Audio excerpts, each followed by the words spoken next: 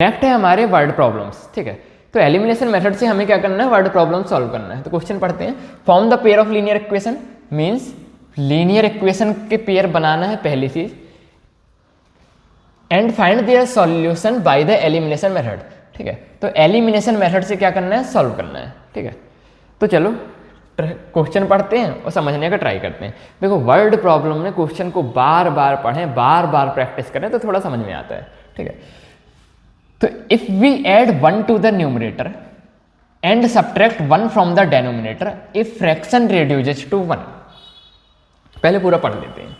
It becomes 1/2, ये 1/2 लिखा हुआ है। It becomes 1/2 if we only add 1 to the denominator, find the fraction. Means fraction निकालने के लिए हमें बोला गया है, तो हम पहले क्या मान लें, let the fraction is x upon y।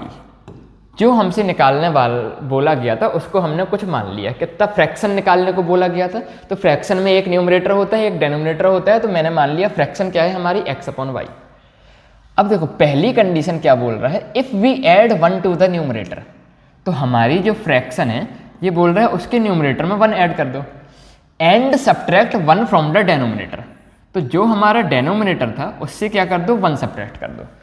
Fraction reduces to 1, तो ये बोल रहा है यदि हम 1 न्यूमरेटर में ऐड कर देंगे और 1 डेनोमिनेटर सब्ट्रैक्ट कर देंगे तो जो फ्रैक्शन बनेगा ये कितने के बराबर आएगा, 1 के बराबर आएगा। ये हमारी बन गई पहली इक्वेशन। तो पहली इक्वेशन को थोड़ा सॉल्व कर लें। तो देखो x प्लस 1, ये y माइनस 1 1 से मल्टीप्लाई होगा तो उतना का उतना ही आ जाएगा।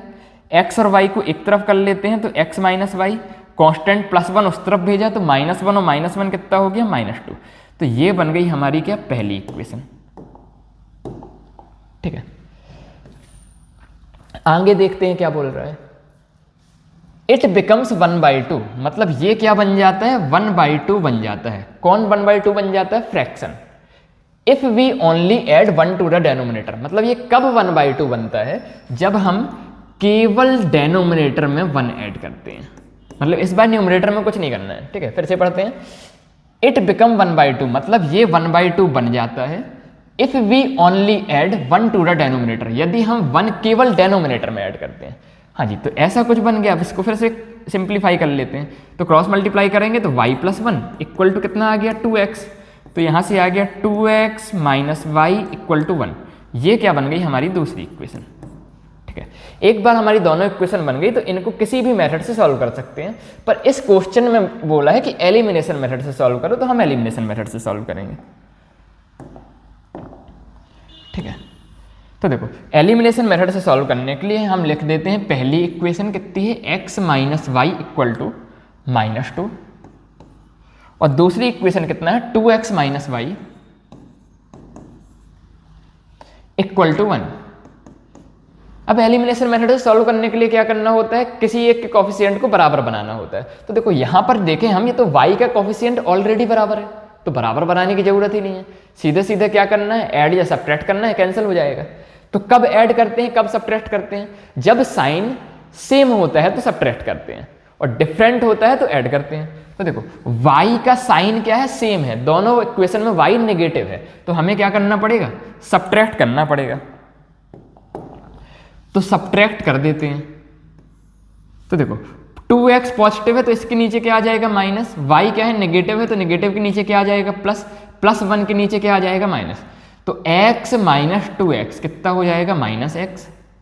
Minus y plus y cancel हो गया, और -2 माइनस 1 कितना आ गया, -3।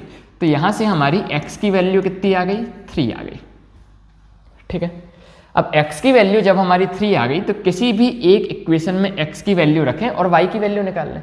तो मान लो पहली इक्वेशन जो है इसमें मैं x की वैल्यू रख देता हूं। तो पहली इक्वेशन क्या है, x minus y equal to -2। यहां पर x की वैल्यू रखी तो 3 माइनस वाई इक्वल टू -2। तो देखो -2 इस तरफ आ जाएगा तो 3 + 2 कितना हो गया, 5, और माइनस वाई इस तरफ चला जाएगा तो कितना आ गया, +y।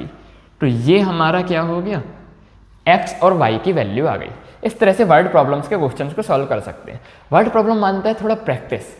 ठीक है, आपने 8th में पढ़ा अच्छी बात है, 9th में पढ़ा, अच्छी बात है, 10th में फिर पढ़ रहे हैं। अब यदि आप डायरेक्ट उस व्यक्ति से कंपेयर करोगे जिसने 8th में अच्छी से पढ़ाई की थी, आपने शायद किसी कारण से नहीं की थी, तो आपकी स्पीड थोड़ा सा स्लो होगी। तो जितना ज़्यादा आप क्वेश्चन लगाएंगे उतना ज़्यादा वर्ड प्रॉब्लम अच्छी से बनने लगेगी। ठीक है।